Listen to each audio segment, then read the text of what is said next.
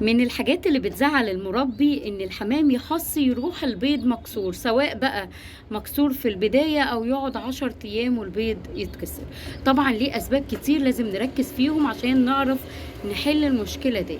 اول حاجة ان احنا لازم نفرش تحت الفخار دوت فرشة الطاجن اي حاجة.